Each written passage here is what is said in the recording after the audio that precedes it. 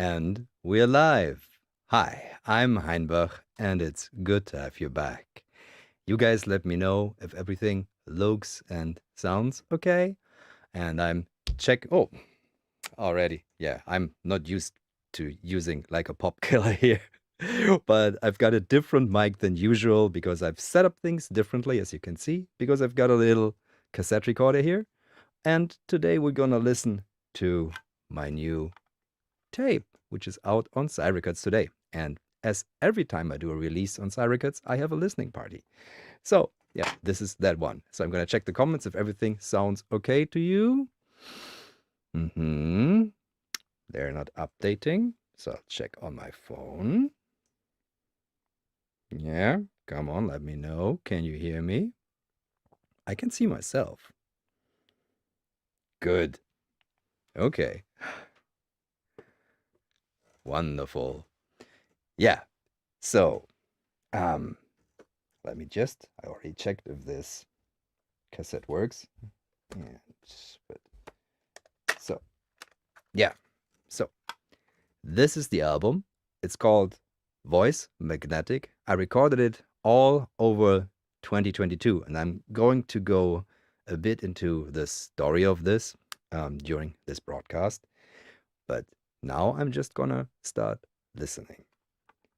And I'm putting in the tape, and I've dusted off and cleaned my Sony TC D5 Mark II Pro 2 or something. Pro Mark II, many pros and marks on the Sonys. And I'm starting playback, and then we'll see if the levels are okay. His.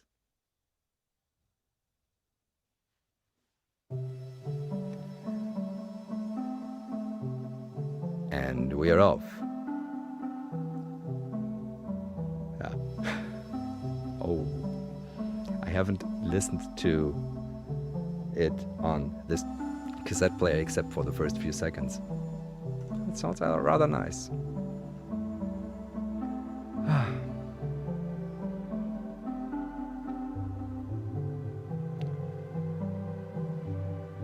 So this is out today on Seil Records. I don't know how many releases I have now on Seil. It's one of the nicest labels out there for ambient music.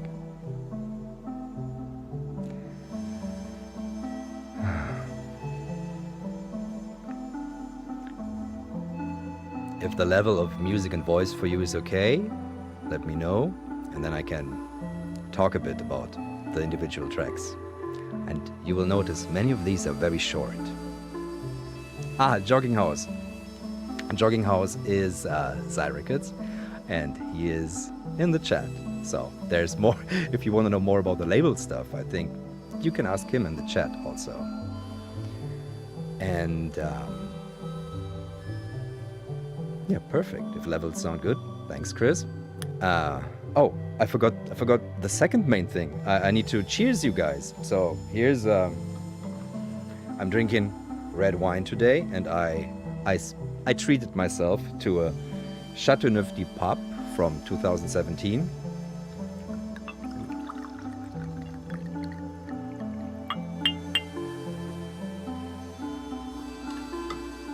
So cheers, and thanks for being here with me on this release day.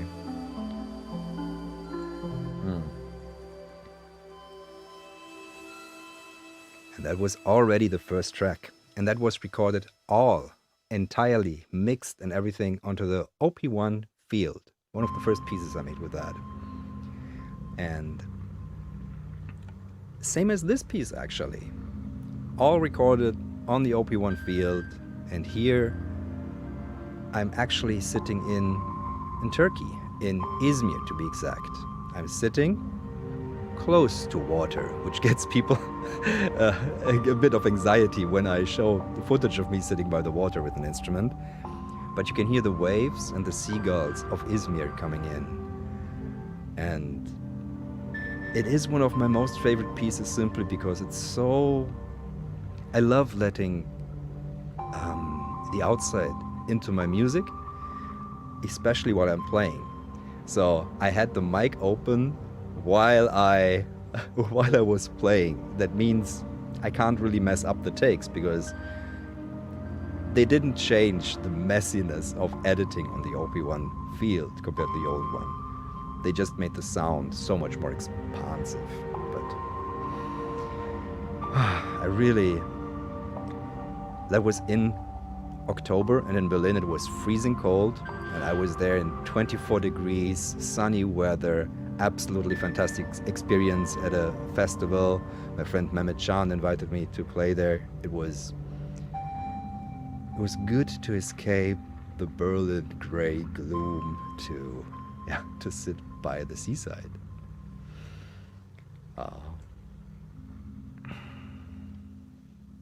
And again, a short piece. I really enjoy making short pieces right now. You might know me from making pieces that are like 9-10 minutes, but I've discovered the short form for me in the last year, where it's not sketches because it's fully composed pieces, but they're just shorter. They don't overstay their welcome anyway. I let this breathe for a moment.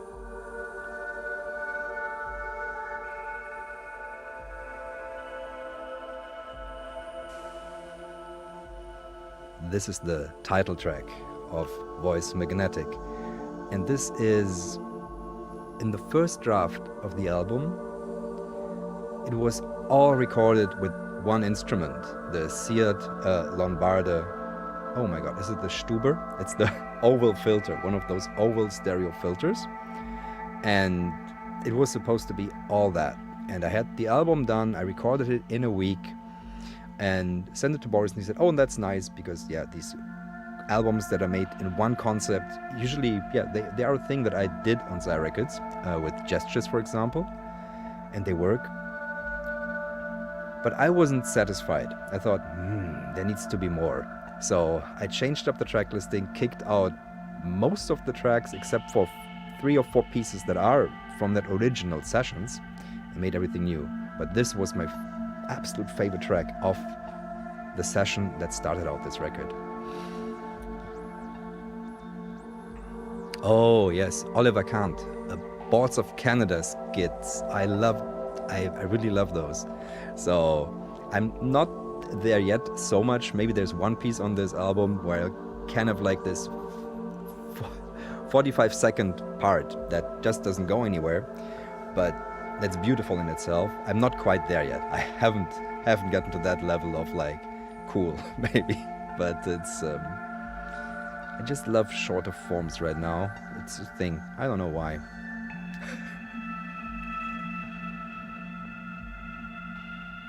Gaetan, yeah, that's true. Short pieces have a sense of fragility and ephemerality. I will say there are 1 or 2 a bit longer pieces in there, and I love them equally. And it's just sometimes it's good to try out different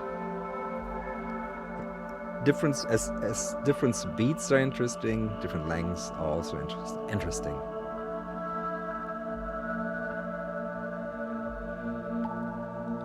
I've got a video that I want to show you after this is done. I've got how I played this track. I've got this on video, and I'll show it to you after we are through listening of the cassette, and then we can talk more in detail what the instruments are and stuff like that.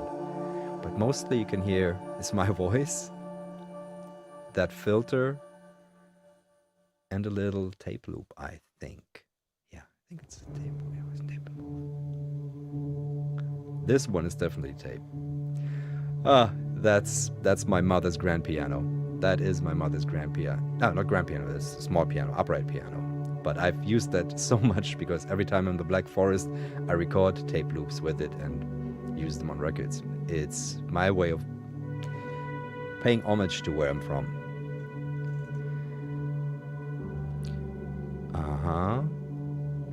Do you ever think of dropping some speech into pieces?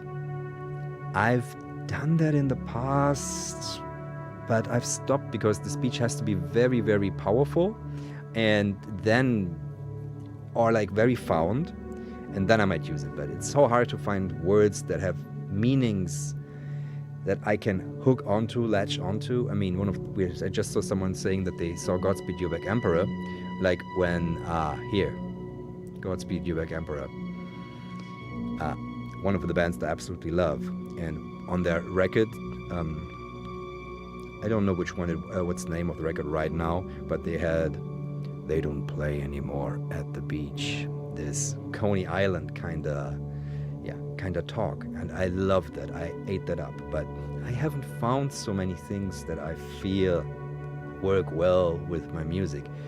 In the end, I really love instrumental music also, so if I want to add words, they have to have a certain texture and power, like on that Godspeed You Back Emperor record.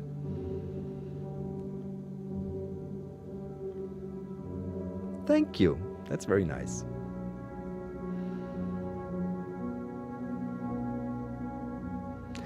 Oliver Kant, yeah, Brian Enu's approach to making the music and sounds for Windows XP. That's really, really interesting. And there was a great podcast recently, I think it was it 20,000 Hertz, that talked in depth about the making of all the Windows XP sounds and how they changed. And at some point, they dropped the sound entirely. And that was a big thing.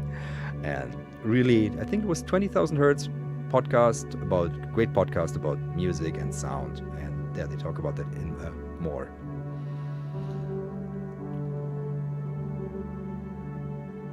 Ah, yes, of course. Yes, Jogging House, yes. I've got on the record Light Splitting, I've got Speech, and that was so amazing because I was in Coventry. And Coventry, yeah, that city has a history, and Germany and Coventry have a history. A not so good one, but they built a big cathedral in this town next to the ruins of the old one that was bombed in the Second World War. And I think it's Friday, they have the Litany of Reconciliation. And I didn't know what that was. I just stumbled into there, and I just whipped out my field recorder and recorded that sermon. And it was so moving. I'm not a religious person, absolutely not. But just this act of forgiveness, that was what it's all about, was so powerful, and it influenced me that I put that into music. But really, it's funny that I forgot. Thank you, Boris, for reminding me. Wow, yeah, that was absolutely. Always have a field recorder with you, always. Or your phone will also work, of course, but good field recorder in a church. Woo! Lift your skinny fists to heaven like antennas. Yes, that's it.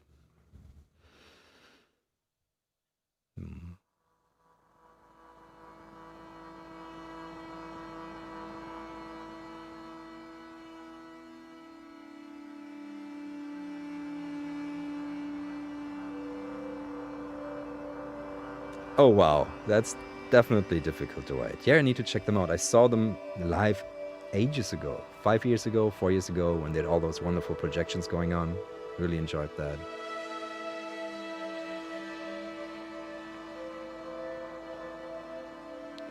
That is another piece I realized mixed entirely, and yeah, just put the stereo file out to the mastering engineer on the OP1. And I recorded this sitting by the Ostsee.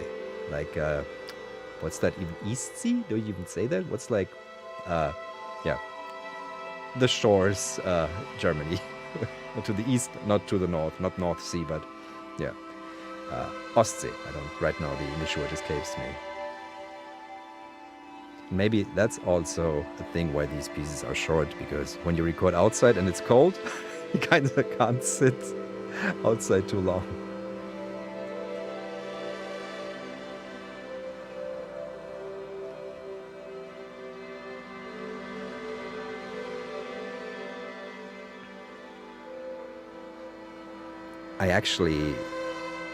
I've written a lot of songs, especially for theater in my past bands, and of course, like everyone, took a lot of inspiration or like straight up things from like poems and stuff.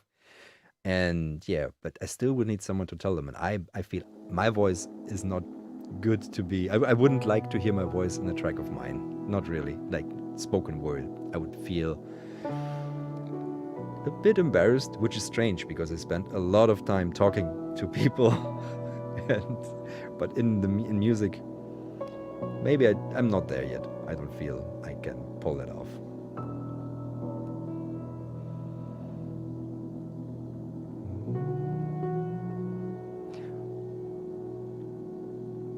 Thank you, Mario. Thank you, Baltic Sea.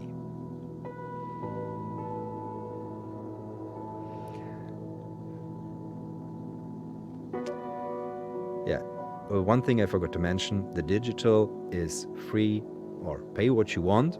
And Boris and me, we want everybody to be able to listen to the music, even if they have just $1 or nothing. And nice thing is, oftentimes many other people step up and pay like more, and that evens it out in the end. But the main thing is music wants to be heard, and that is like a crazy policy that Seil actually has, to make like digital downloads free, pay what you want for the first 2 weeks. But I think it's a nice gesture. It really opens up music. And 10% of all the proceeds of all Seil Records go to charitable causes. So, really good label.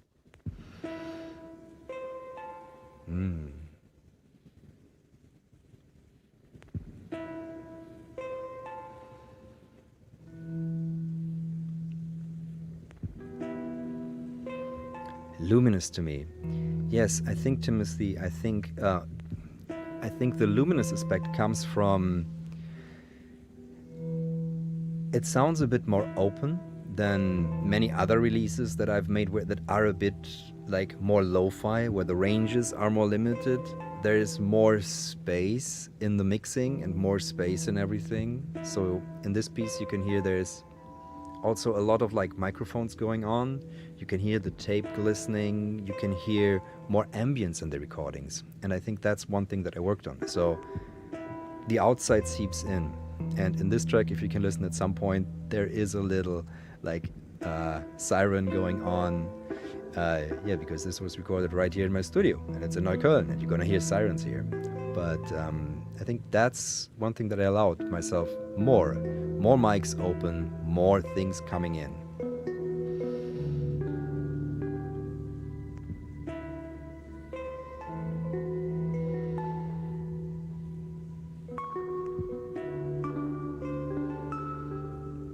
Thank you. Say thank you to your partner for me.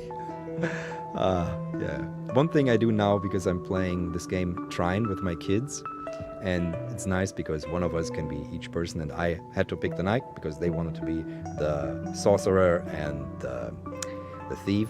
And now every time I'm at the table, I narrate as my knight, as the knight, or I talk like the narrator, and I say, Rosa goes now and puts her plate in the dishwasher, a task she's well prepared for, and stuff like that. And they love it, while the Trine soundtrack runs in the kitchen. There I make use of the voice.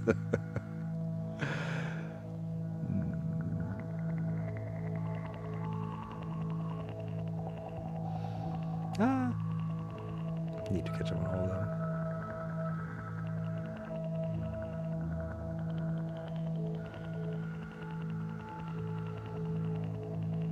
I have to say, listening to the tape, it sounds especially good. And if you got a good recorder, I mean, it really, really adds. And of course, this is a very good recorder, but it just, I really love the softness it has. And again, why I'm such a dad. I keep talking kid stories, but I get like boomboxes for my kids from the 80s and 90s with a cassette recorder, because at one point, they are the reason I still have a Spotify account, basically, because they listen to a lot of their radio plays, radio dramas on that.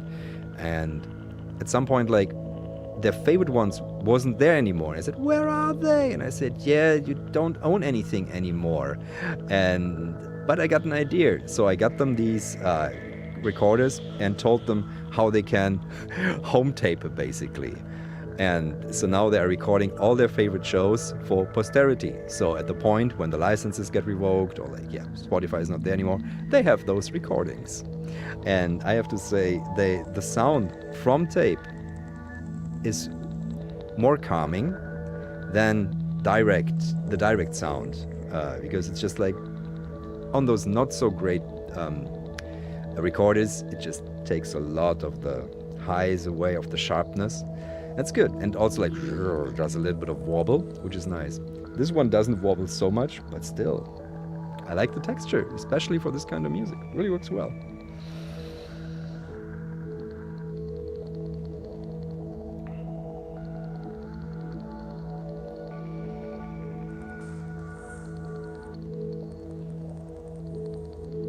Good to have you back. Weapon of voice, cyberpunk rain, and synthwave music.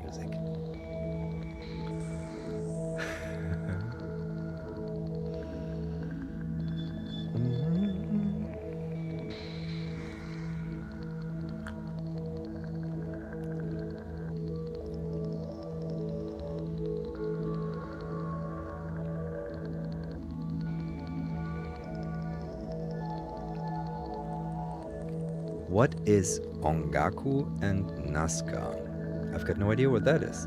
Sounds like new modules for Eurorack modules? Let me know.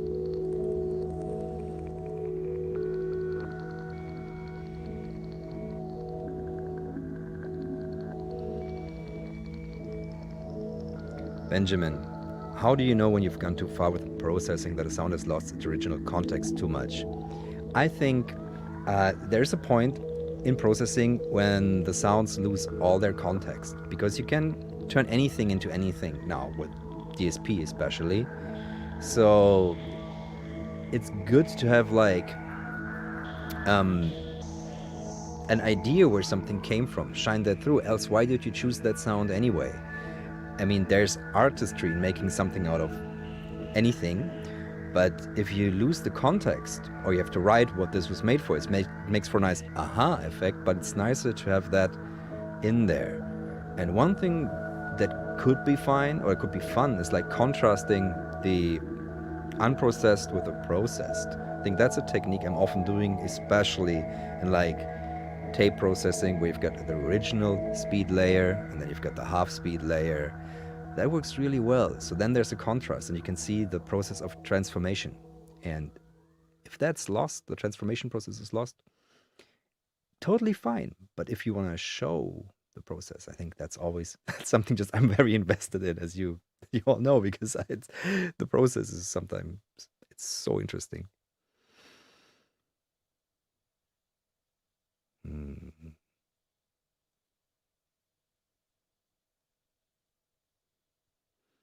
Cluster is always a good thing. Okay, so now we're done with side A. I just switch this up. And this recorder is the funkiest eject button. I'll do this one more time, simply because, I mean, it's really an eject button. Sorry, I'm having a Homer Simpson moment here. Eject. It's simple things. Simple things. From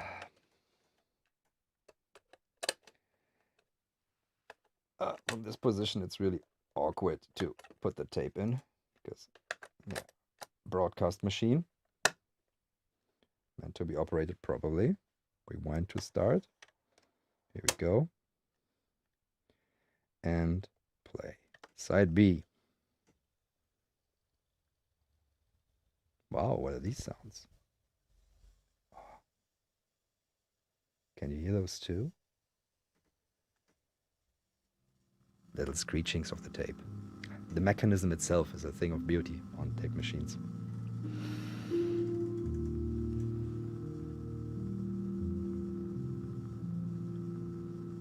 Hi.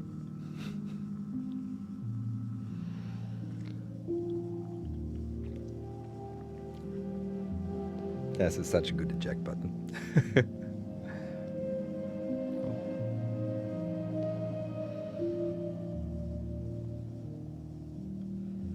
think we know you're here.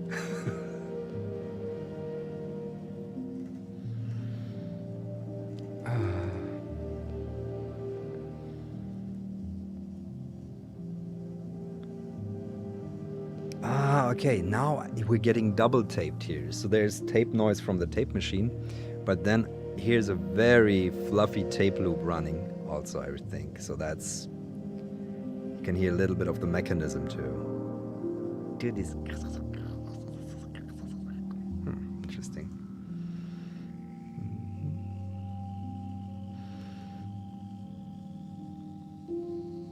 Yeah. With a little bit of practice, I think this could flip. But I probably need to get rid of the casing here. As you can see, this is a very worn leather case, but the machine itself was protected due to being in that. I got it in this condition, I was like, oh my god, this is not gonna work, but it's a Sony. And they tend to work for a long time.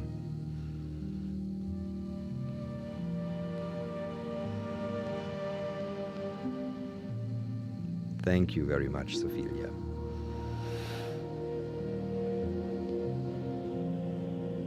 Very good call. It helps. It's really like the simplest thing that helps out. Just like puts these things out, these videos and these streams and whatever.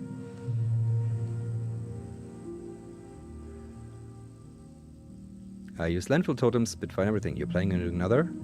Not, not right now. Not right now, a sample thing, but I've got other collaborations with Audio Thing coming. With Audio Thing, it's a case that we've got more ideas than we've got time, so we really have to we only get space for two good things, or maybe 3 a year, but the next one is gonna be fantastic. So I'm looking forward to that, but it's not sample based. That I can tell, not sample based. But of course on my Patreon there are a ton of samples, just no sampled instruments.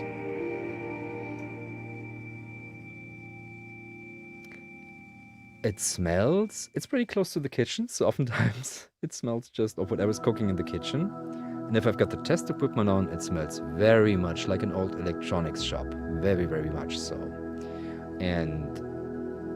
But if I only have the computer on and nothing, not so much. The piano has its own little smell.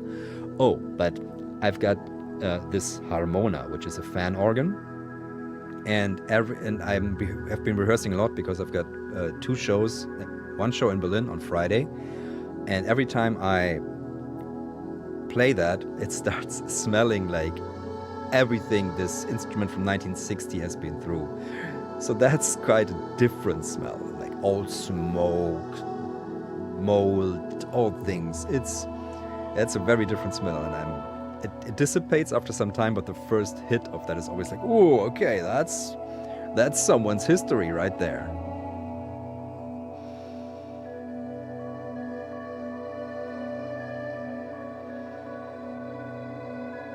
I found it to be very difficult to describe textures on a particular sound to another producer. How do you go about that? With a lot of gesticulating.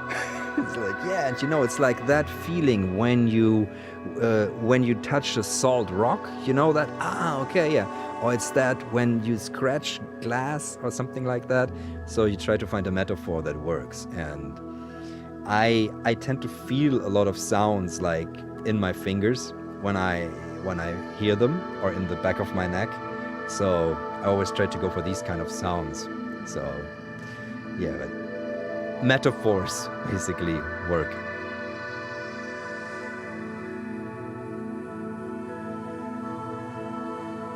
Gerne, Dr. Hopfenmachers.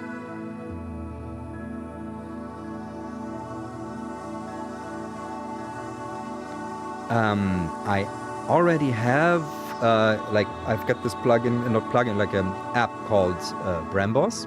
Not Brambos. I made it with Brambos, and it's called Gauss Field Looper, and it's just been updated, and it's out on iOS. And that's right now, I think the most I can say about the subject of looping as I see it, or as I like to approach it.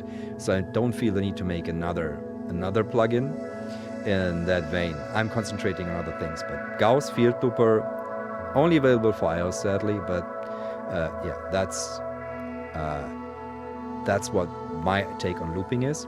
And it's got updates now. You can now import sounds. That was just recently released. So that's worth checking out if you got an iDevice. iDevice? Do you even call that?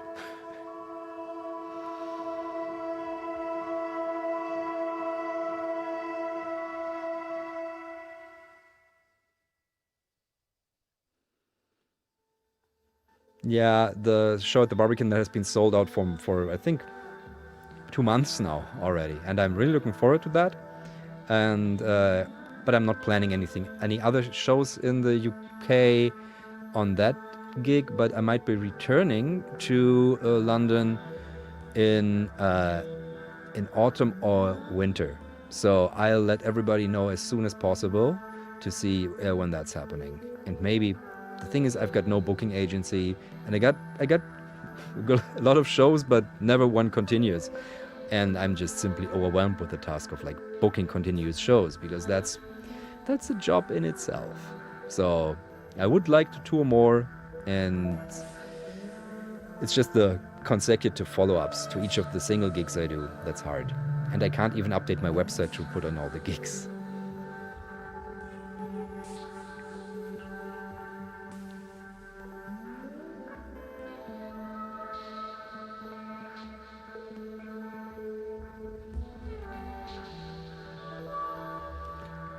And this, Claudia, in this album, I don't think I used Gong Amp, but I'm using it extensively in Schlaufenzeit. And the original, and yeah, and sometimes in the mix, if I do want to use more of the plugin to make it even more gongy, which is gonging a lot.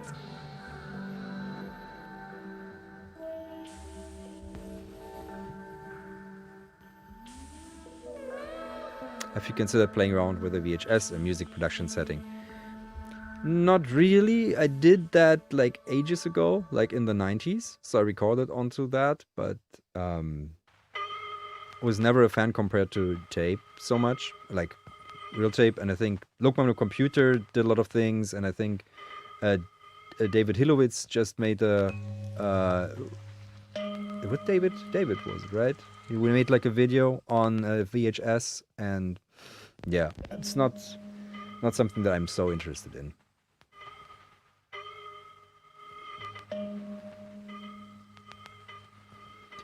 You can always advertise me for free. If you want like a press kit, I think you can hit up Seil Records, and then you can get a press kit, or you can write me an email. There's an email is on everywhere, on YouTube, and and also the contact for my website if you want like the press kit.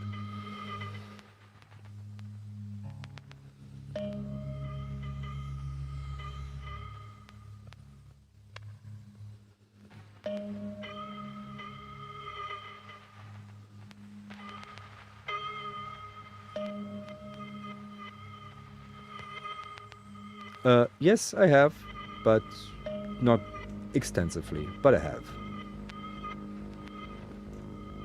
So what piece do we have here now? Forgot that this is also talking about the album. So this is, by the way, beautiful artwork. This is a picture I took from my Telefunken M15 button, which is one of the nicest buttons. It's a record button. It's one of the most beautiful buttons I ever know. And it's a little bit, I love sometimes these technical covers. I've got a lot of covers of records that are really, that have the instruments on the cover, and I enjoy that. Yeah, this is one of the longer pieces, and this was recorded here in Berlin in my studio, and I'm playing the Weltmeister Claviset, which is like the East German Wurlitzer. And it goes onto various loops. So there's also a Michelson toy piano that's recorded onto one of those little cards from a language master. Then there is a tape loop going on a Nagra. And then everything goes into the Soma Cosmos, which I find nicely sounding and not too overtaking looper, because some of those more granular things, they can be so big that you can't afford to play more than 3 or 4 notes into, because they do so much. But like the Cosmos is very, how you say, it has enough headroom and space where it's possible to just jam into and create these rushes like here.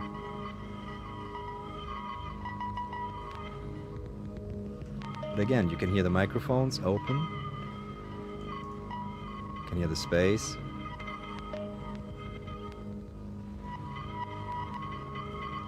And the bass, I think, is from the Syntrax, from Erica Synths.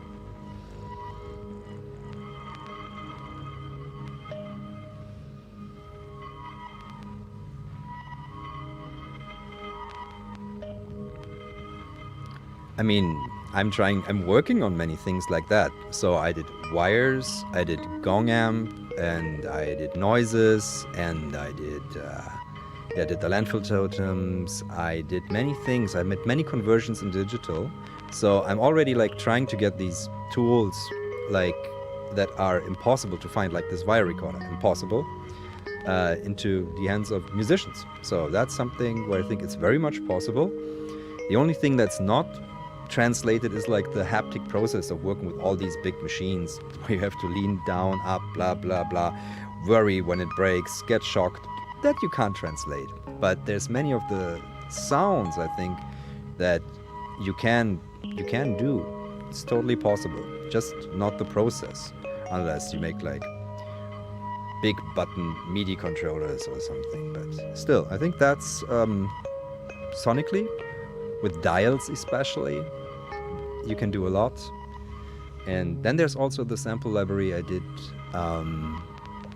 with the Mellotron, where you've got a lot of my sounds here, instruments sampled and then put on a Mellotron and then sampled again. So that's something where you get a lot of the sounds that I do.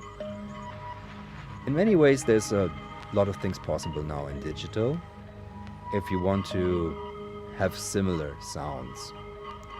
It's just sometimes I've got a video where I talk more about like how I approach mixing, and there I'm gonna show a bit more about how you have to approach mixing if you want to get these sounds to like feel so real. So it's on my to-do. I have like even an Ableton live set template that I want to like then share, where I show how this, which is exactly set up like my mixer. So yeah, that's something coming.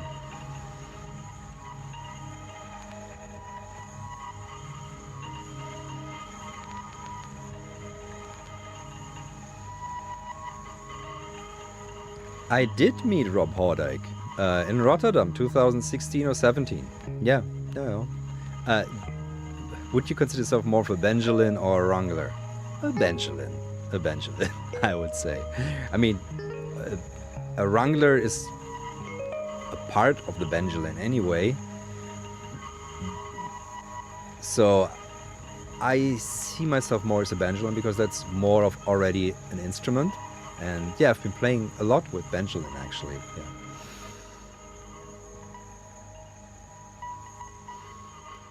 There's nothing vocal in it, but the tape loop makes it somehow strangely vocal.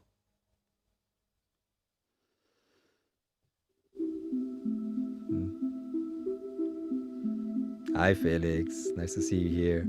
So I'm trying to like keep up with all the can I advertise you for free? Can I just I'm gonna time out you for a bit because you keep doing that.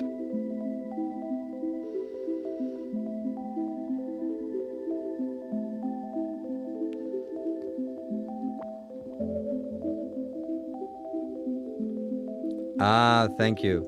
Venus Theory was it?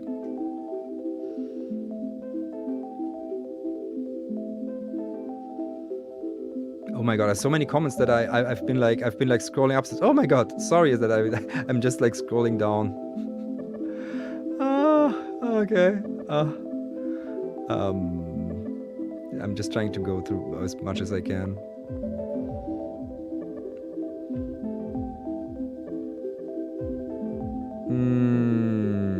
No, I haven't, but I've used sensors a lot. Like from the Coma Field Kit, I've used those. Those are really fun, and I've used those a bunch.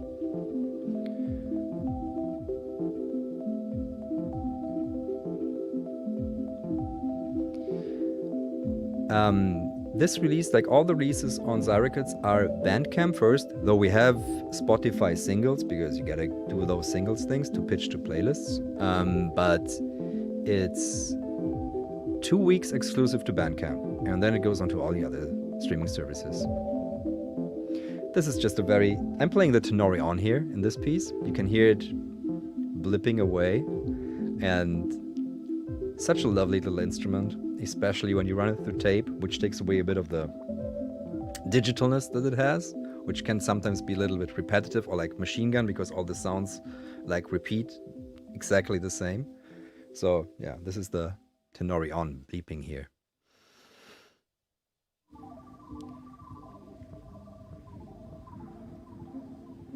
That sounds very cool, Mike. I think that's one of those little skits. That's a very skitty track. It's just drifting.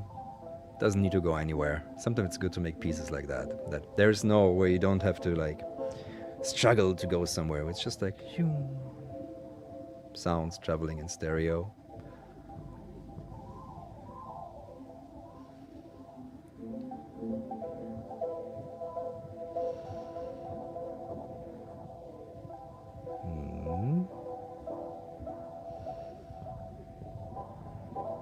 Thank you.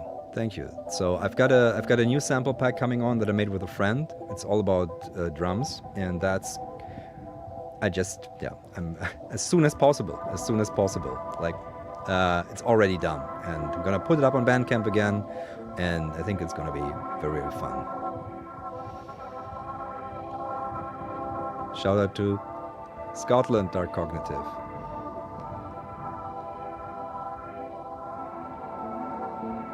Microcassette. I already did like one microcassette release, which was fun, where I used sounds that I got from the people on the subreddit and on my Patreon, and that was a lot of fun. But microcassette is not planned for this. Thank you.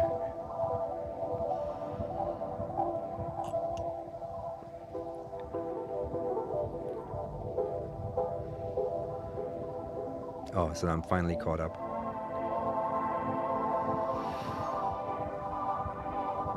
What is the best record store in Baden? I think there's one called Record Store, the Record Shop, and that's in Freiburg. And it's not the best, but they have like a little shelf, like underneath to the side, where they got like experimental electronics and records that you couldn't find in Berlin anymore, like Stockhausen stuff, or like very cool records like Terry Riley and stuff. And I always go there, I always find something that's cool. And it's not the best shop, not the most friendly, but at least they have like this hidden section where nobody looks, like beneath your feet, really, for experimental electronic, and that's a good place to check out if you're looking for rare stuff.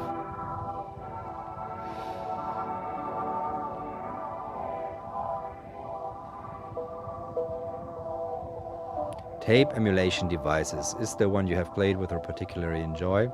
I don't have that much of an opinion. So wires is not tape, that's a wire, but it's magnetic. So it's kind of, that's my gold standard, because I worked so hard with Carlo to make that sound great. And it's hard to find anything then, because I love it. And if I want like tape in the digital audio workstation, I use that. But I'm surrounded by tape machines. So I just have the real things all around me and everywhere, in any size. In any size. Everywhere. Ah, that's a fun one.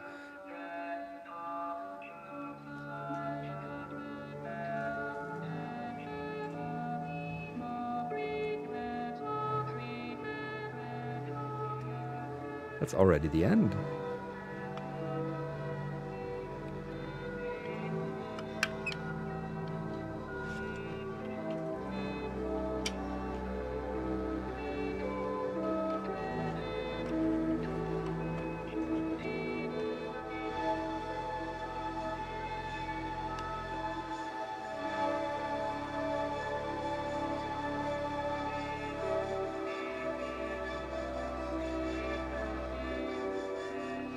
Actually, yeah. if you have headphones on, this was recorded in binaural, the voices. So, no, not in binaural, sorry. This was recorded on a rotating stand, so that's why it moves around like this. An acoustic measurement stand by Brilliant. And the voices are by one of the most hated instrument of 2022. The Teenage Engineering Choir that I still have like spread around all over here, which I love and it's fun. I just hope they do some updates for that, but that's definitely, I've never gotten so much like hate, like even the video I did about the far right and this art festival I did struggled with like the comments on that one, which is funny because it's in the end it's just wooden dolls with robots with a robot voice, which sound good because each of them sounds differently. But yeah, that was the voices in that track. And that's the end of this album. So that was Voice Magnetic. As you can hear, a lot of voice in there, a lot of tape, and a lot of the outside world, which makes it, yeah, a pretty spacious album compared to other ones that I've done. And I'm gonna check... you can, of course, you can see there's one, there's everywhere. And I have to say one thing, like to keep them charged, that's like a thing in itself. And I probably need like a big power station for that.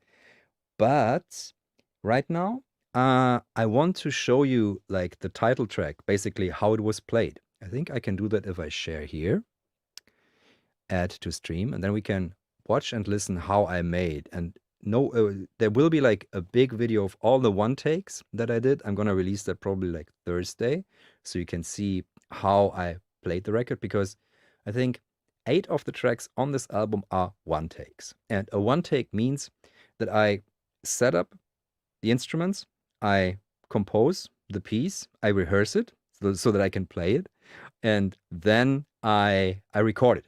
And oftentimes it's a one or a second take that ends up being the final one. Sometimes I splice them together, sometimes not. And in this one, I didn't. So this is like exactly how this title track was played. Oh, sorry, this started somewhere wrong. Okay, so let's start from the beginning. As you can see, setup is not much. It is the OP1. It is that seared Lombardo filter, and it's a plumbator. And there's a Nagra SN here, but it's not playing anything right now. So this is how it goes.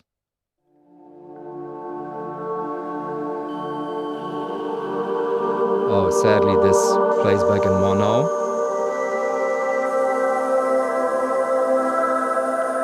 But you heard it in stereo already.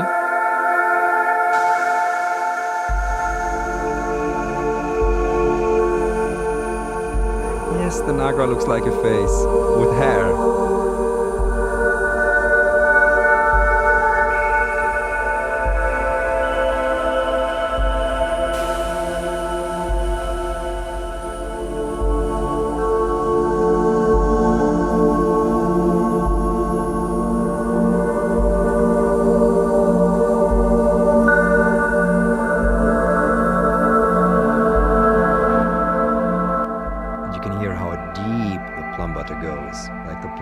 The most beautiful bass drum if you want a soft, pillowy bass drum that just pushes you gently against the wall.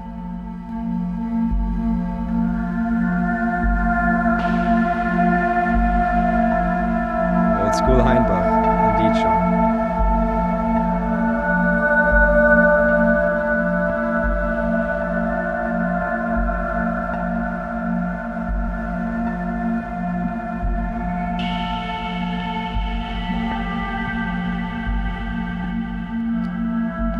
That's my voice I sampled onto the OP1, which is my original battered 10-year-old, 11-year-old now, Mark 1.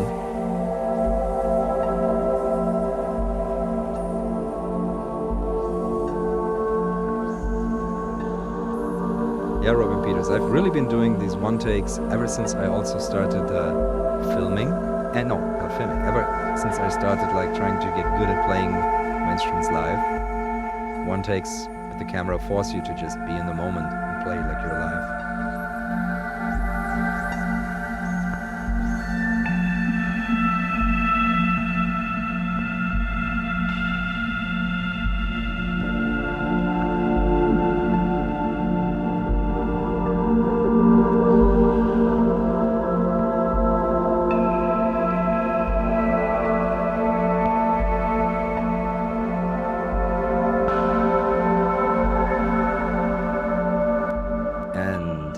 We mentioned Godspeed before, and of course there's a Silver Mount Zion, and if there ever was like one song that inspired me, and I continuously feel like this is one of the best things ever written, it's 13 Angels Standing Guard by Your Bedside, or I think that's what it's called, and these haunting vocal sounds, yeah, I love those. And I think those were done on a Casio SK1 or Yamaha VSS 330. And the OP1 is like kinda, I use it so much in a similar fashion. Yeah, that was how that one was recorded. And I can stop sharing this now. Remove. Yes. Okay. So, yeah. I don't know. We could do one more round and questions maybe this time. Oh, okay. Do a flip. Come on. Let's try if this works. I think it was a request for flip. So... all right. Eject. Oh. Yes, it worked. It flipped, but could it? No, this wouldn't work. It would need to do like, so it would need to like flip like this. Okay. There's probably someone of you who skates who can tell me what kind of move this would be if it would have to twist like this. It's maybe like like an Immelmann turn or something, but that's from flying. Okay, so if you guys want, I can spin this one more time, and then I can get more into questions, especially if they relate to the record. That would be lovely. But yeah, let me know. Should I hit play once more? Hard flip. Thank you. I'm just going to press it anyway. Come on, who am I kidding? So, second round.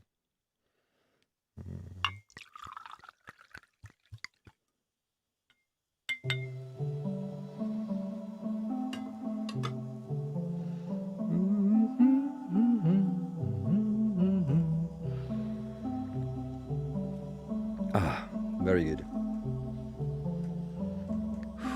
Yeah, today was also a busy day.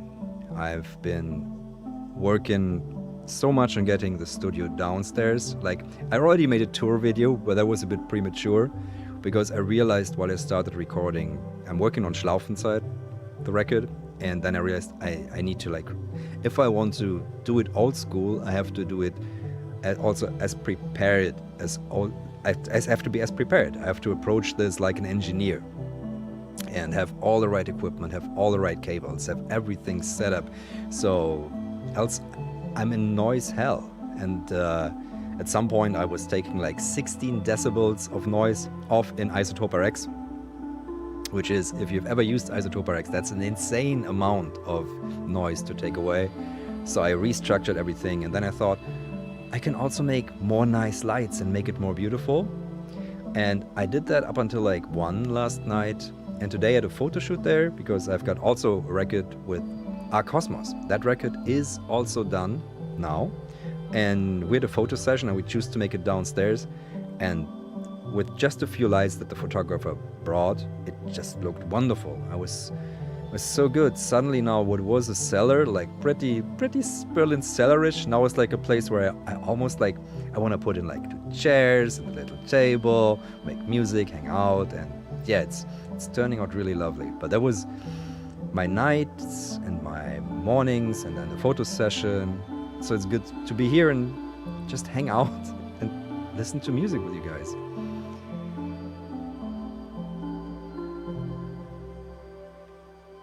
Yes, I had piano lessons from age 6 to age 14.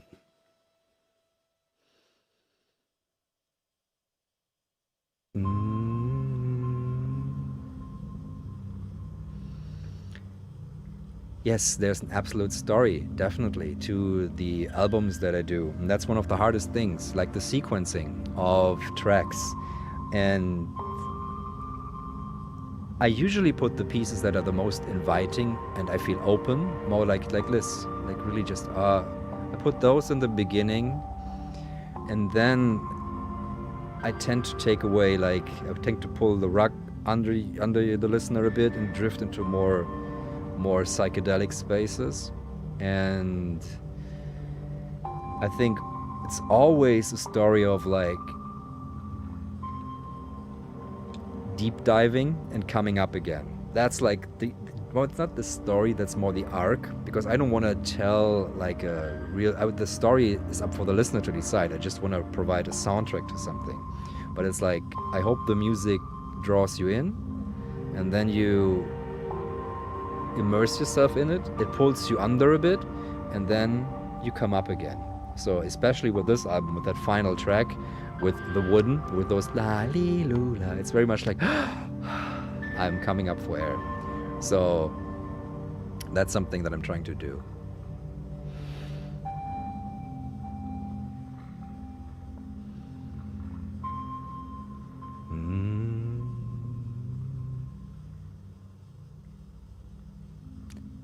The search recordings. Yes, I need to actually record that, but I've set it up in the spot where I've set up is not ideal, because that's mostly now my wife's office and she's working there, and I really need to set it up differently. I might put it down in the cellar or I might put it up here, but I made 4 good tracks and a lot of nonsense. But those 4 tracks are really good. It's really funny. They're really, I love them really. I love the Surge. But right now, with the way I set it up, it's just too, how you say, too disturbed for me to sit there relaxed and patch oftentimes. Yeah, so definitely, I need to work on that. I really want to. It's such a wonderful system to explore, especially with the Hybler modules that I have, which are just the best.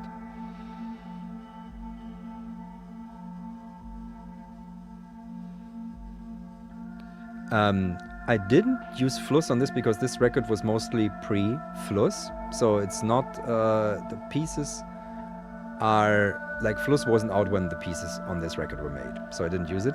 But you can use the iPod. I think what you want to do is you just need AUM.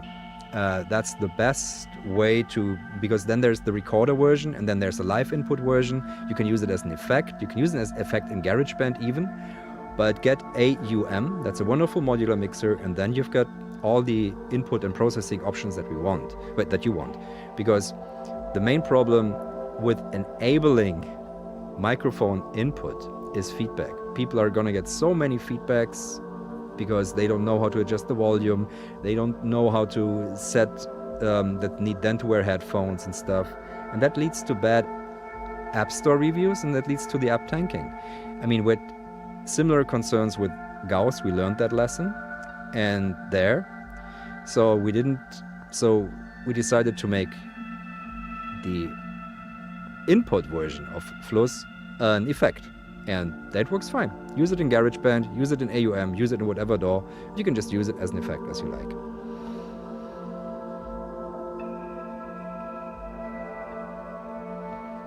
I don't have writer's block because I just tend to switch to another thing. I just like, I mean, my problem is like having to do too many things, like making too much stuff and then getting lost in prioritizing things. So that's my main problem, but not being able to write, because there's always just some new inspiration, some new microphone, you know, like just try this and then try this. There's always something new and something, but since I'm working on like 5 different music projects at a time, similarly, there's always one I can switch to when I get like not inspired in the other.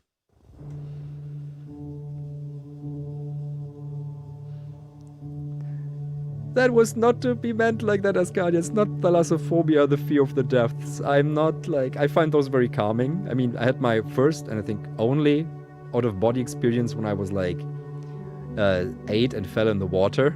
And then my mother pulled me out, and I said to her, Mama, ich habe mich selbst von außen gesehen. Mother, I saw myself from the outside. And it was beautiful. I saw myself with all these bubbles around me. I was like, wow.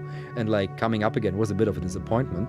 But yeah, so I don't have that thalassophobia so much. Yeah, but maybe that's underneath.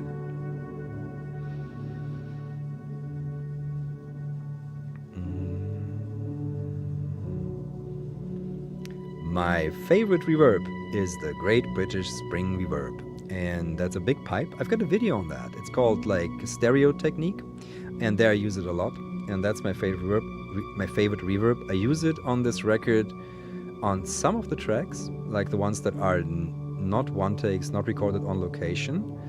And then the second one is the Quadraverb, which I use more as an effect reverb. And that's almost it. Sometimes I use Valhalla because they're very good, especially the vintage plate and the vintage rib. All the Valhalla stuff is good, so I use those. But my absolute favorite one is the Great British Spring Reverb.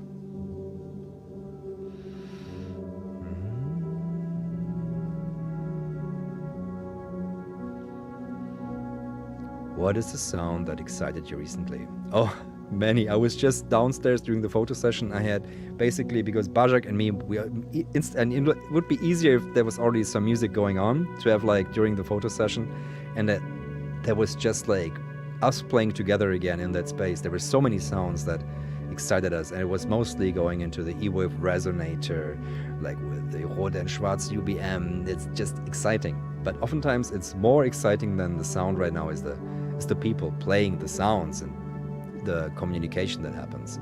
But one of the greatest excitements is the sound of the Harmona, this East German fan organ that I'm playing this Friday live for the first time. And it excites me because it sounds like a whole ambient record, and it's just acoustic.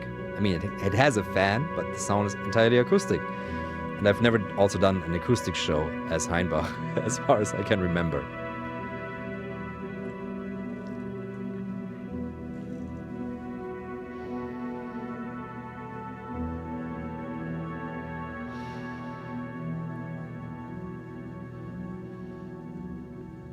Do you ever listen to your own music, or do you just make it, release it, and forget about it? I listen to every new track like intensely. I made it and I'm like, this is good. And I put it on my headphones while I run, and that's sometimes really when I make like something very ambient. It's like, it colors the day. And Schlaufenzeit is a very dark album, but it's like, wow, that you try to jog to that. So yeah, that's a bit odd, but I love it. I love the tracks for one day. And then I've listened to them like 6 times, 8 times, 10 times, and then in the morning I do like a revision of the things that I think, okay, there's something wrong. I fix those, and then it's done, and then I don't listen to it, and I do the next one. And then next time I listen is when I play it to friends, or when I choose them for a release.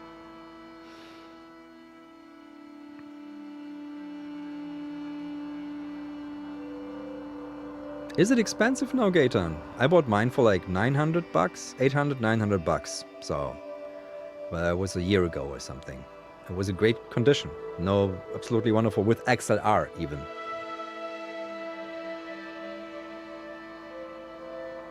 Thank you very much. I'm waiting.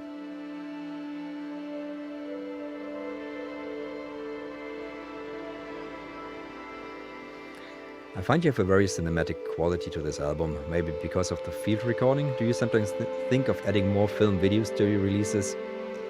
I think because my background is scoring. Like that was, for much of my professional life, I made money by being a composer who scored, especially for theater. And so that's my trade. So everything probably has like, maybe maybe theatrical or like score feeling to it. And yeah, I sometimes commission videos being made to things. Sometimes I film myself things.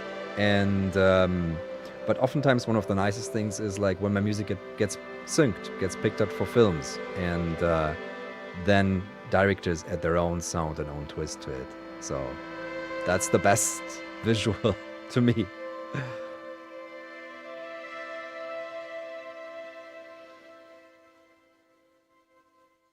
Oh, I had so many good, a lot of questions. You've inspired me to work with the mastering engineer Nathan Moody. He is great. Yeah, he is great. Such a lovely guy. Always like on point. Like really good communicator, which is so much in mastering.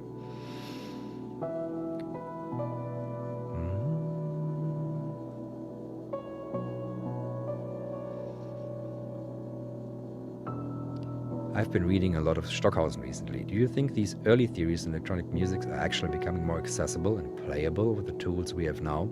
Stockhausen didn't think that. Like, I remember talking to a guy who said, like, when Stockhausen wanted to renovate, like, was asked, what can we do to renovate the WDR studio?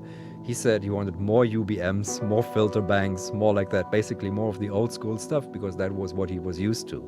And I read a book where an essay was also about Stockhausen completely misunderstanding like a MIDI controller. He didn't understand that things could be assigned and then they would change, and that he had pages and stuff. So he left that session at the WDR in a huff, being like, oh, this is finished, this is over. And he was not really into that world as far as I see.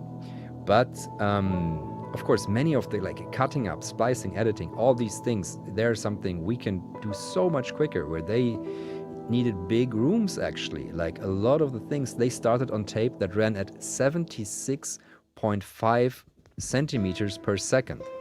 Just making like a short loop required you to big space, big tables, cutting everything.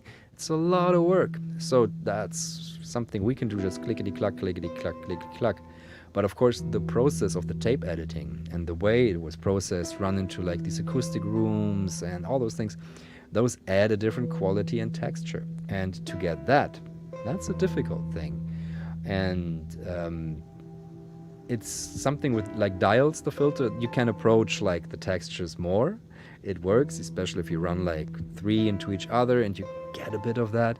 But then you have to think so hard how they did it if you want to capture that sound, which you don't have to, of course. I mean, but the general cutting up, or like the transformation of rhythms into harmonies and stuff, that's something that's very easily done today.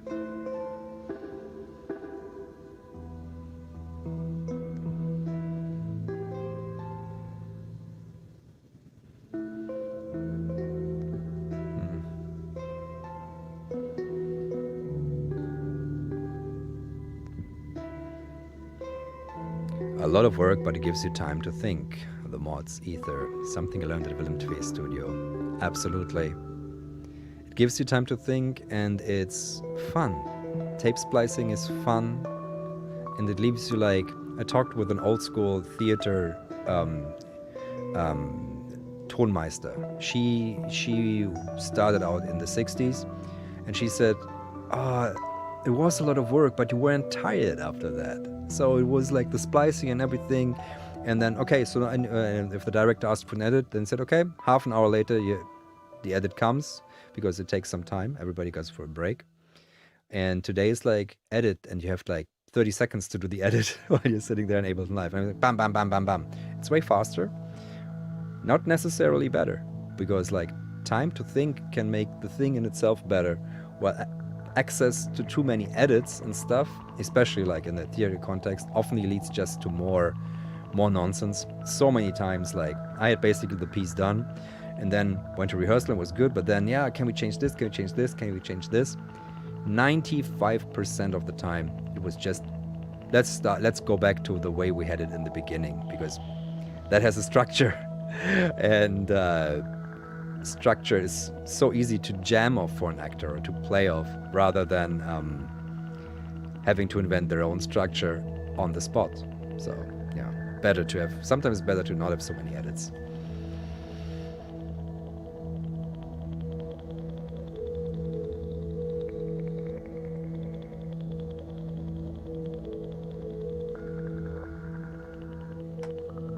Yeah. Thank you. Oh, hi, Owen J. Nice to see you. On your wits, it seems the Stuber can be tamed, while wits from other users, it sounds totally insane. Do you find a sweet spot and leave it that way? It's very much. It's a dangerous instrument. So I found sweet spots, and then I really honed onto these, because if you, but I mean, it is like DJing in a bit, so you have to have like super precision with the filters. I wouldn't dare taking it out live unless I had like, I don't know, like a limiter and stuff like that behind it, because it can go ear piercing very quickly. But when you have the sweet spots in the studio, my God, or you're like a lone session, it just sounds so beautiful. You can hear all these little things that are floating around your head if you close your eyes. And this pew, all these things, that's all the Stuber. It's just amazing. But you need to find the sweet spots, and there are a lot in there, but there's also total horror waiting for you. But I have to say, it's one of the most impressive instruments that I know.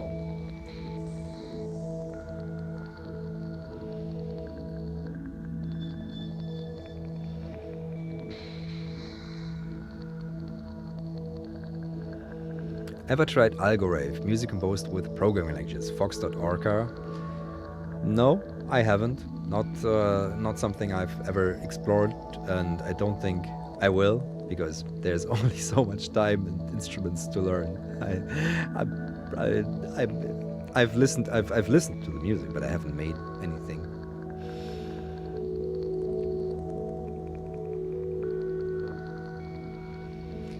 Do you have any advice on moving from making esoteric music to releasing it? I have so much material that I love, but it's another matter to put it out there.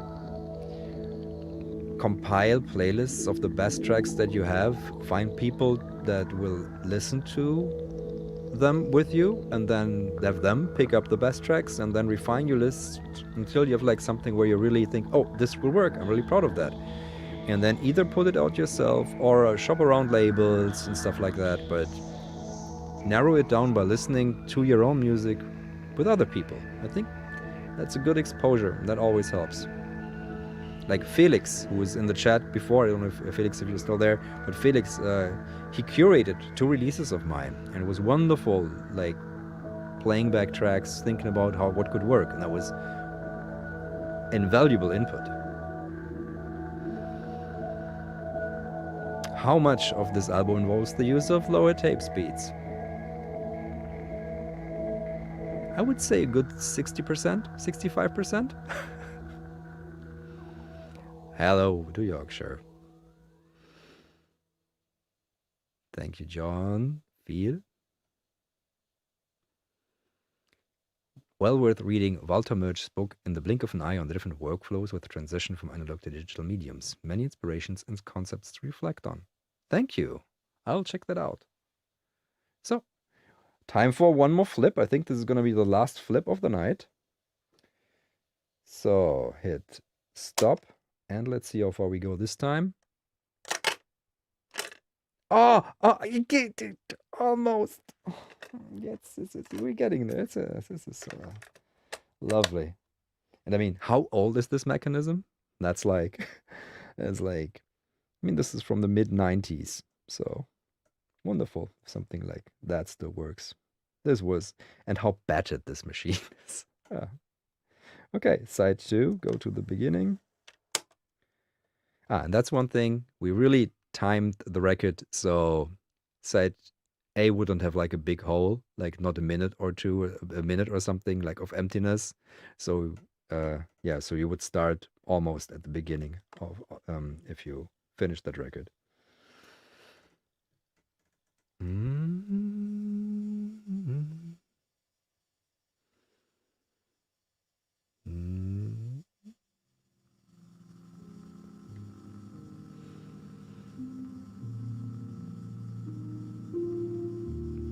How do you have your iPad connected? Do you have it into Ableton? No. I have it actually when when it's not upstairs and I'm watching something on it. I have it like on this here, and it's there, and then I plug it into the mixer via like an Audient Evo 4 interface, and I use it as an aux effect. And no, I use it on a, yeah, it's on an aux. It's on an aux, and I use it basically as my mega processor, with Fluss especially.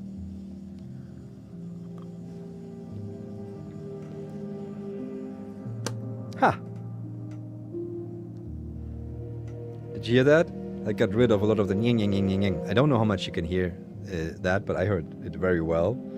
But just closing it is better, of course.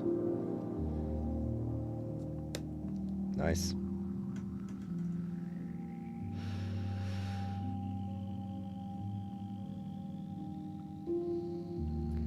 Guillaume Gadidi, you just say you carry out lots of projects simultaneously. Do you use any kind of software method for organizing them? Trello, Notion, etc.?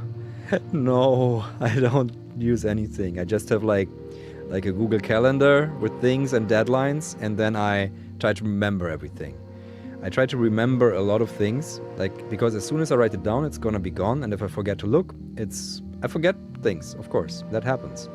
But yeah, I just try to keep as many things as possible in my head. That's the same as when I learn piano and stuff. I always try to learn things by heart the most and not look at the notation.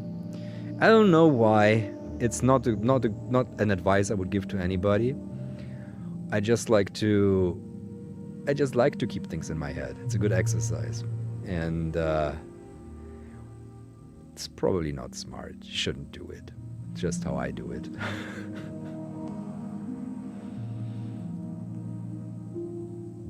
Hi, Robert Rose.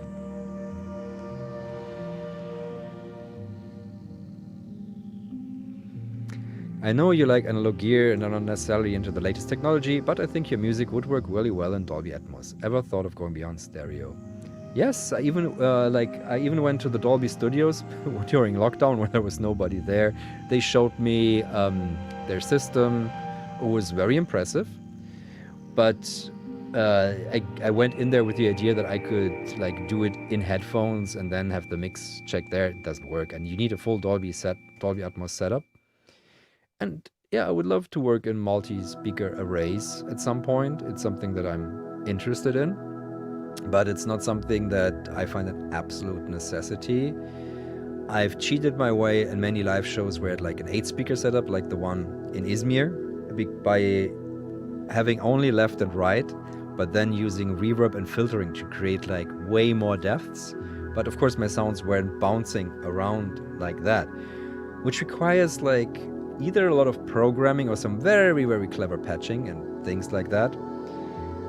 But I've also done quad sets. I mean, there's a very early video of me where I explore quad on the modular with, I think, this tape recorder even. Yeah, and that's one where, so I went beyond that already. And of course, in my theater work, I did like 30 speaker, 24 speaker setups. I had sounds fly down and around and stuff.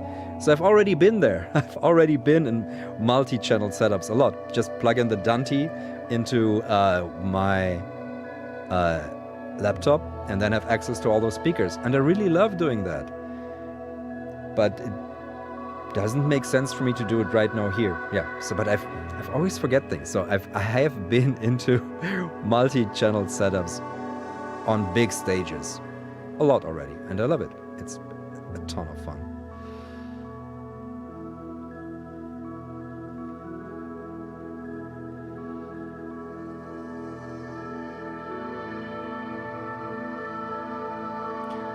Oliver Kant, is it worth ever just directly messaging labels? Say if I was to message a local label about one of my releases, just to get them to listen, if nothing else. Everybody is people, and people will do what people do. So a label is just in the end persons. And always it helps to immerse yourself in a scene, go to a show, meet the people, see if they are right for you, if you're right for them, talk maybe. But of course, you can also just send stuff. But I think that's something Boris can more easily answer than me, because I don't really have a label.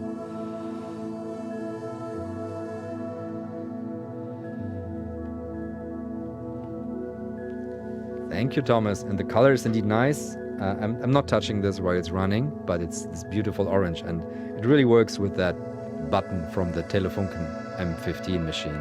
That was, yeah, great choice aesthetically by Boris to match that tape color. I was like, you got it.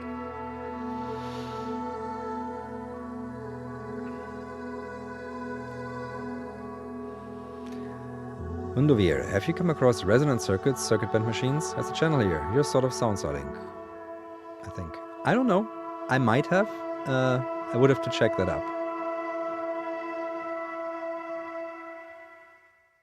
Oh, yeah, of course. Contact mic on acoustic guitar? Yes. Contact mics on everything.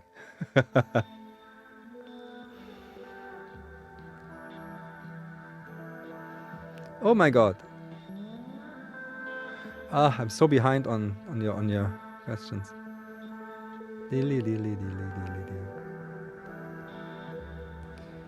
On occasions, when you are recording outside on location, do you try to use gear that is battery powered, or do you ever use a power bank or stoller generator of some kind? I tend to use gear that has batteries, or like, I have like these my volts things. Those work really well to power basically any device. Even like an UR tape machine, you can power from a power bank with that. So that's what I bring. I have like all the voltages. They send me all their voltages, and they're just handy. Sometimes I have them also with me when I fly to shows, because you never know when you lose a power supply, and in a pinch, these will always be there. These will always work. Always get a 9 volt and a 12 volt, and even a 3 volt for a Walkman or something. So that's what I use.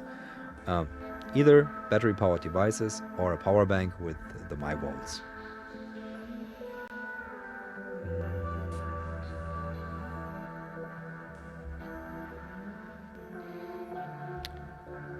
I haven't tried the EOWave weather drones, no, but I've heard good things about it, and I've seen the demos where I was like, yeah, it sounds good. EOWave make really good things, and they just reissued their speaker, which is pretty cool, and yeah, so good stuff that EOWave does.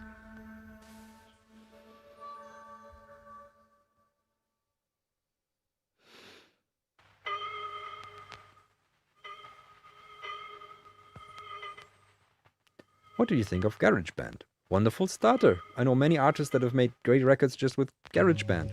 Just start out with that. It's a good learning tool, and you can make good things with it. It's like way more than I ever had when I started out, which was Cool Edit Pro 96, a freeware copy. So it kept like a shareware copy. So yeah, that was what I had when I started out, and I made some decent, fun, probably by now horrible stuff, but I could explore. And with GarageBand you can explore, so it's a good thing.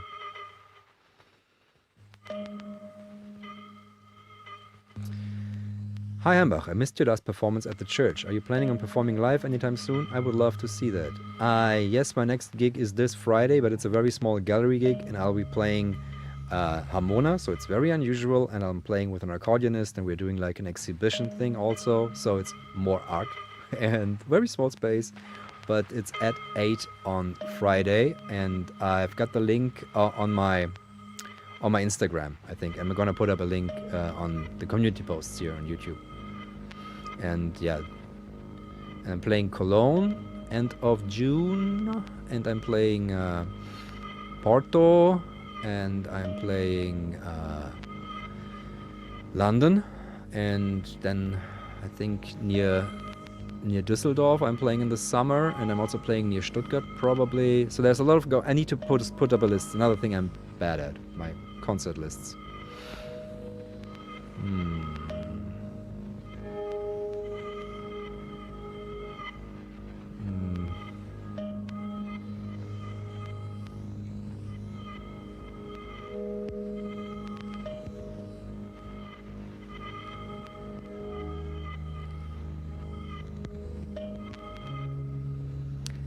Ever considered touring the States? I have.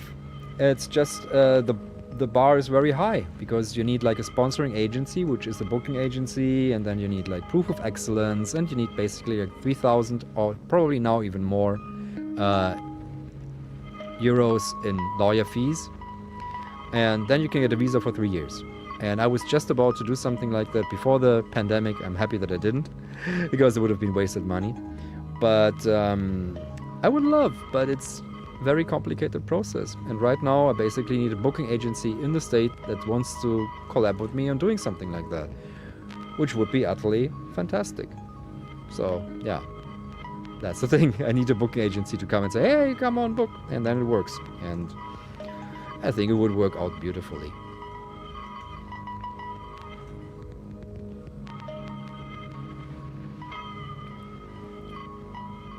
Fake Zap, as a Guitar Sonic player, have you done much with guitar pedals? I'm actually in the book on guitar pedals by Bjux, so I've done a lot with guitar pedals, a ton. There's a lot of guitar pedal content on my YouTube channel, so I've used them a lot. And the next one I'm really looking forward to explore, I think, is the Mood 2, and Chase Bliss is sending me that. I made a video on the Mark 1, which I loved, so now I'm gonna try the 2. I'm probably just taking it outside and sitting under the tree and jamming into it. I think that would be fun. Hologram also did a video on that. Yeah, guitar pedals are very, especially for my traveling lifestyle. I used a lot of those when I did a lot of theater work and I couldn't bring my studio with me except for like a small pedal and a little synth. So lots of guitar pedals here. Actually sold a bunch right now.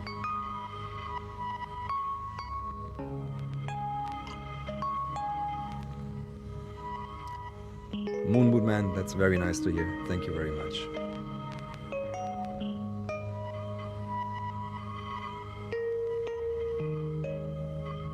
Again, beautiful.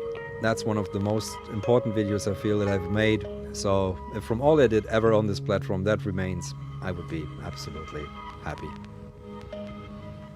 Oh, I'm clicking wrong here.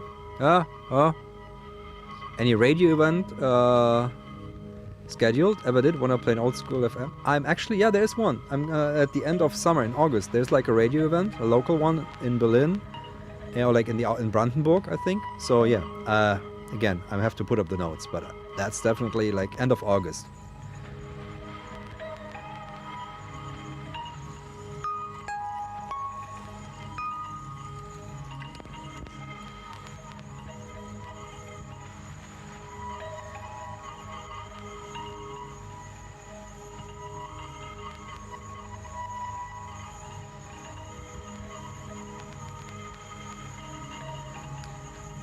Paddleboard for synth. I think I've done like, have you seen the Ambient 1 and Ambient 2 series? Those could be interesting, but I'm not that up to date right now about like what's all new. So like, and I've actually don't have so many. I feel I don't have so many synths. Right? That's a complete lie.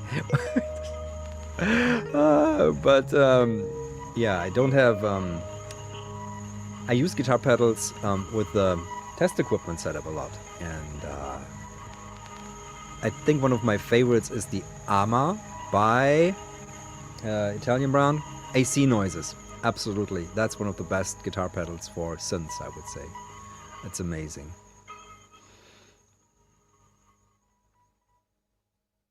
Producer said something? So that's a simple question about the interface. Oh, it just literally, iPad just has like this adapter kind of thing. So you see like this, like a connector, plug it in, then you can connect like any USB audio interface, and then you can run it in out. There are many other interfaces. The Evo was just like a decent one that seemed like a good price and allows fully wet, which my Roland GoPro Go mixer does not. So I picked that, and it sounds good for an effects send. So that's why I picked that. Nice. But stereo filter for Eurorack. I've got no idea. Sorry, I'm like budget. No. I don't have any ideas. A Dubfer probably. I don't know if there's stereo filters, but yeah. The one filter that I really loved that is new was the Q-Pass by Make Noise. That's a really fantastic filter. And I love that, but that's definitely not budget. But it's stereo and beautiful.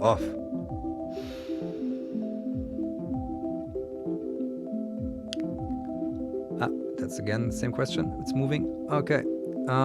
Any chance of a Heinbach on a budget version 23? I would love to see your process recommendation have changed over time. Hey, what are you gonna say? Yeah, so now you can use like all my plugins with audio thing, and then you can use this app on blah blah blah and blah blah blah, because that's literally how to Heinbach on a budget, as I've digitized like a good portion of my collection of instruments, and that's how I would start. So basically like digitally, and I think that would be the main things. And then of course there would be a lot of, but then people are gonna say, I can't find this anymore, because like the first one, there was pre-test equipment when I did that. I wasn't doing test equipment. And now I would say, yeah, start with just some like sine generators, some pulse generators, maybe find like a cheap filter, and then buy like 2 tape machines from like some thrift stores that are working just a bit, and something like that. That would be my, I did that, I did like the 500 euro budget thing. I did that in the latest Patreon Q&A. Check that out, the Patreon Q&A. That's there. I've got like a little bit of how I would approach that. And I could actually like make this in a video where I'm just gonna like put up a setup and take 500 euro and then just try to buy like hardware. It would have to be like a 500 euro hardware challenge. And that is something that I could do if people were interested. Feels a bit like it's a very, very idea fitting to the medium, I think. So I probably make a community post about like one or two of these ideas, because I've got so many videos that I want to make. It's that's a good idea.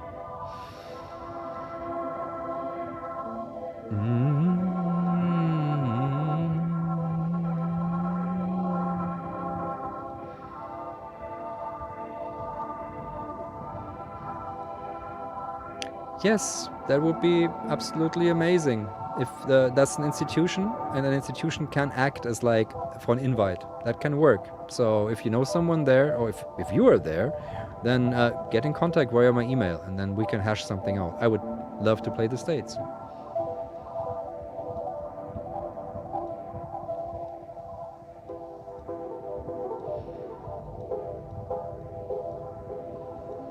Merch request. Would you consider offering a half speed is best speed t-shirt?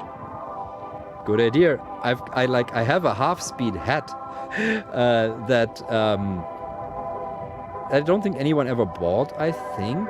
And I've got, oh yeah, I got it, but my kids made it so dirty. It's a white hat written with half speed on it. I think you can still get it if you go to my, I think, is there a Teespring link down there? It's just like, probably it's just about like the, I'm wearing myself, it's just about like that record, the Circuit Studio. But half speed is best speed. Yeah, of course. I should. Sometimes I'm bad at this business stuff. Hi Bruno, shouts to Malmö.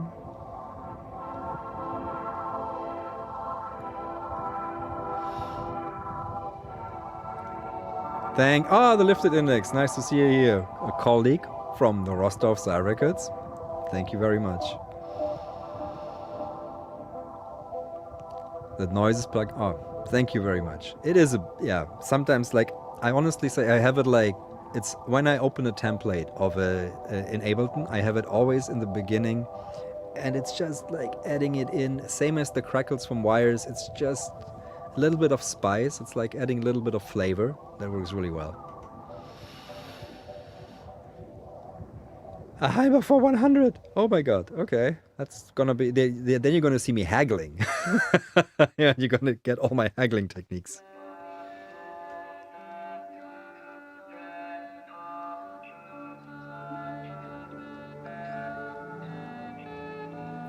Oh, speaking of noises, will it be coming to iOS anytime soon?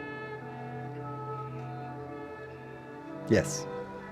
Not sure when, because like it's a heavy app, and people are not used to sample heavy apps. Like it's 2 gigs or something.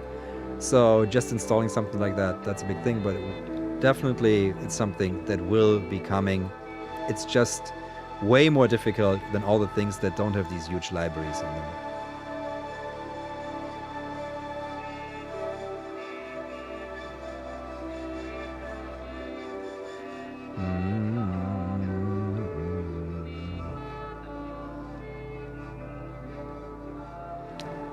send me an email. There's the on or the contact form on my website contact form, or send me an email. It's everywhere.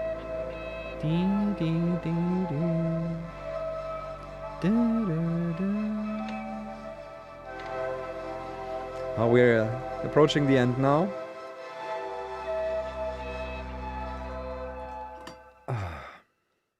Good. I love this microphone. It's so nice. It makes like these it makes these tiny sounds so big.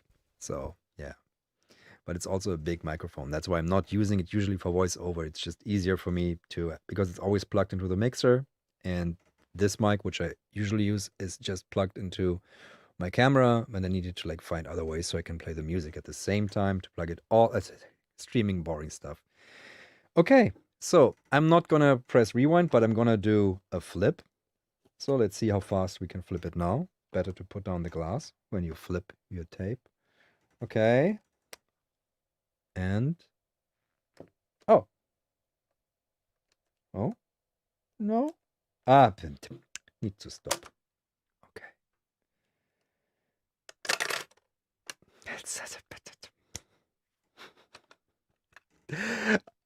I'm probably just gonna upload like a slow-mo, film this at like 100 frames per second, and then slow it down to a quarter speed. I think that could be lovely. Yeah, so this is the album. A Voice Magnetic, not a voice, it's called Voice Magnetic. It's out on Seil Records, came out today. It's available on tape and digital, pay what you want. It will be a Bandcamp exclusive for the first 2 weeks, and then it goes to a normal price, the digital, and then it will also be available on Spotify, Apple Music, and all these other streaming things. But until then, it's good to be, on Bandcamp with this. And yeah, thank you all for being here with me again. I really enjoy these listening sessions, and I gotta make more albums so I can make more listening sessions. And I actually want to do a bit more streaming. I really enjoy it because you're all amazing. Okay, so I'll have like, I'll answer like 10 questions, and then we're done, okay? If you have them.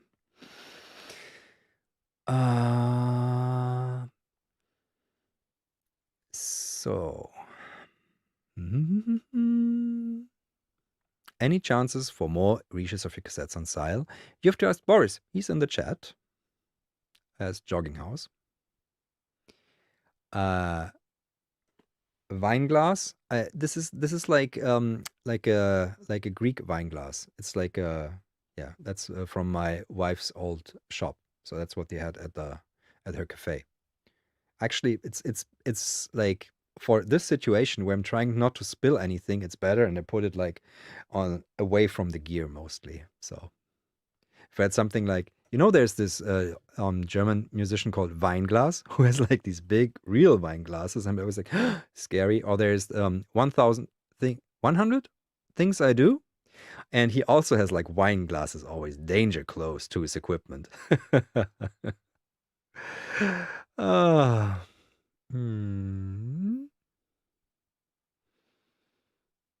So, what are questions? Oh my God, there's a question in Spanish. I think Ola Heinbach. I'm not gonna try it.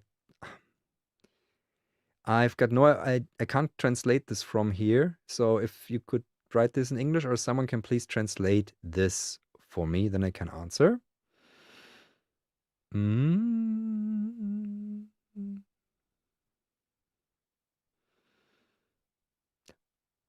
My favorite ice cream flavor. I don't eat much ice cream anymore. I like more, how you say, bitter things. So it's probably like citrus now because it's bitter a bit. So it's citrus. Yeah, Zitrone. I have played with Burner when it came out, Burner 1 and Burner 2. So not Burner 3, but I've played them when they came out back like 2000 something. I have ruined, so that's question number 8. I have ruined exactly like one MacBook. And that had to repair, and that was expensive. So now I've got all these little cup holders here. Mm.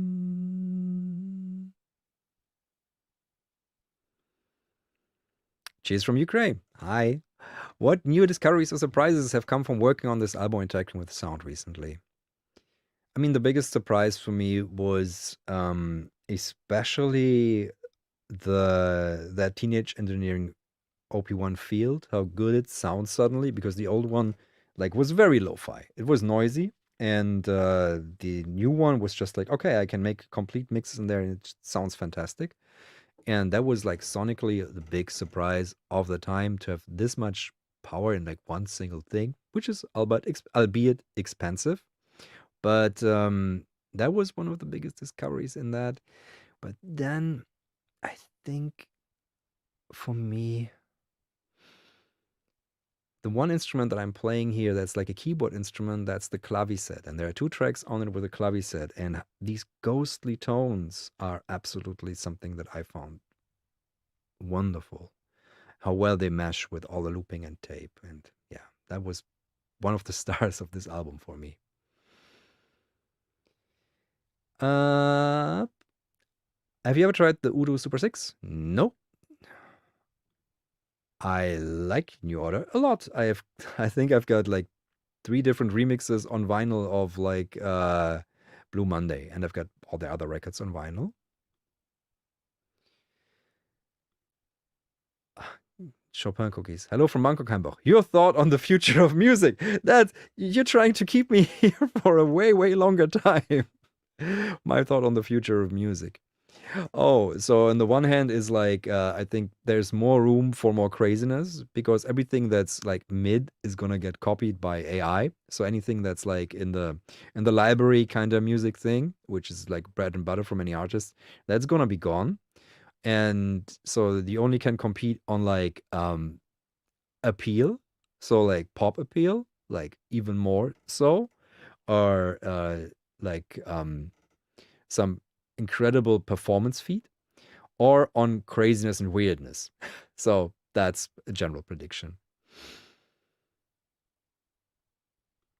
Ah, thank you, Juan, and thank you for the commentary in Spanish. I wish I given time I can decipher Spanish, but I need to like faster than I can with it here. Ah, so knitwear recommendation. Knitwear recommendation. If I knew.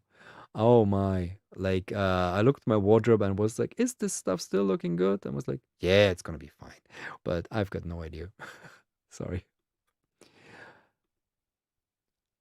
Has a found sound ever caused controversy? Ooh. That feels like something I would need to research, but I actually don't know. Have you ever listened to Mid-Air Thief? Their band of dance pop folk? No, I haven't. I'll have to check them out. Another one for the list of things I need to check out after this. Do you use your Sony also for field recordings? This one? No, I know Nathan Moody did. So, but I didn't. So this for me is just it's basically a fancy playback device, and this is what I use to play all my releases, such as this one, and also all the Seil Records releases. Like I use this one for that. So this is my main tape playback. What was most important to your creative process during the making of the album we just heard? Travel. Travel, because many of these pieces were recorded while traveling in different places and trying to ground myself to like, because I tend to work a lot and tend to overwork myself. And you could say that making music is also my work. And it's funny for me to bring like all these things with me on holidays. And I should be doing something else, but it's also a way to ground me in time and as a person. So the music helped me ground myself in holidays. such like a horrible workaholic thing to say, but that's kind of like what it is. And it's just, if I make music, I'm happy. So that's the thing. It helps me ground myself. If I don't make music, I don't feel grounded. And oftentimes holidays are just like also an excuse for me to not make like, I don't make videos usually. I just tend to make music. And that's very relaxing. I'm not friends with the boards of Canada. And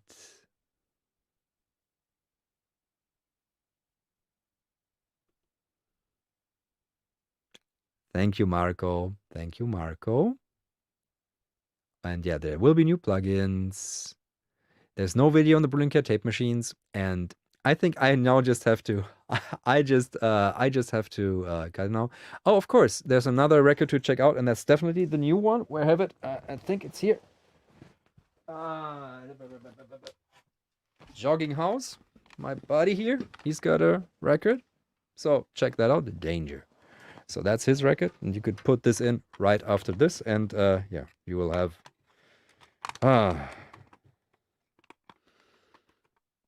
very nice together. So I'm gonna wrap it. I'm gonna wrap it up now. Lillehammer Experimental. My God, nice to see you here. Thoughts or comments on how to listen. Keep yourself out of it. Like, try to not put yourself front and center in like, oh, this is how I feel because this is how is this. Try to like appreciate the music for it is, and don't make the music about yourself. Don't search for things about yourself in the music. Try to appreciate it as music, and then let it do things to you. So I think that's like openness, and not try to make it about you so much. I think that's one thing. And when I really want to truly listen, we're talking about like critical listening, I think. So that's what I try to do, and try to think about. So see it more as see all the construction of the music and how it flows and what it does, and not how does it. So how does it make me feel as just a tiny part, or maybe it's a part of the whole thing when I listen. And yeah, I think that works. Okay, so I'm gonna wrap this up because this can go on forever. And thank you all for being here. It's been lovely. Tape is out. I think there's still a few left, and yeah, the digital is always available. So just it's pay what you want, give what you can. If you can't give anything, also fine. Listen to the music, tell other people about it, put it in your playlists, have fun, put it on a tape, and put it in your car if your car still has a tape recorder. And if I ever should own a car again in my life, I will probably have to have to figure out how to get something in there. Okay, so let's wrap this up. Bye, everyone. I'm gonna close this down and end the broadcast. Thank you all, and yeah, see you in the next one. Bye.